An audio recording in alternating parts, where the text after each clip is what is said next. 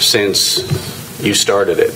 How many are we on a different iteration? Has the business changed a lot? Has it really not changed at all? Or how often has it changed? Well, we started off with this idea that PageRank, it was this wonderful innovation to rank the web, but it had this side effect where it actually corrupted the web at the same time. Like PageRank is a toxic polluter, right? They're ranking, but every time there's a link that Google's crawler sees on your web page, a little bit of money flows through it. And it flows through it whether or not any human ever sees or clicks on that link. And the spammers figured this out, and so they created all these links and directed them at spam sites. And then, billions and billions of dollars are made. There's third world labor pools, where people sit and type, 150 words of English authored, non-duplicated content about, X random topic, osteoporosis or whatever, and they put it up with ads. And this has really sort of wrecked the web. I mean, it's caused this explosion in pages. And we sort of had this dim idea that this was happening, but the extent of it was not apparent to us. And certainly, when we were pitching these guys, we're like, oh yeah, there's going to be future in search. This is a great business. There's great IP here.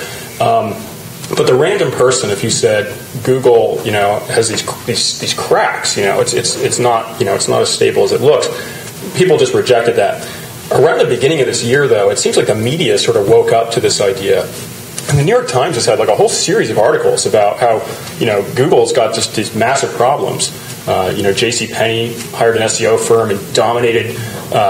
They were number one for all these results through last Christmas season. You type in dresses, and J.C. Penney was there, and there was a spammer who was selling designer sunglasses who would actually insult his users in order to get negative reviews because they would link to him, and it caused his rankings to go up. So the more people hated him, the better he ranked in Google.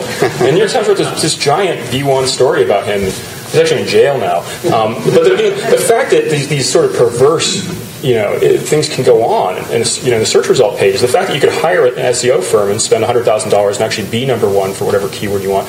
Well, it's not actually that impartial. It's not actually that good a recommendation engine. It's basically just saying, well, let's poll 10 billion anonymous votes, and I don't know who those people are, but that's what we'll trust. And you can actually go buy those votes, and there's all sorts of systems to go buy those votes. The fact that this has sort of become public knowledge at this point, is something I didn't foresee. Google, has responded with a couple of PR moves, and we're like, ooh, that's kind of cool. The mouse made the elephant dance a little. Right.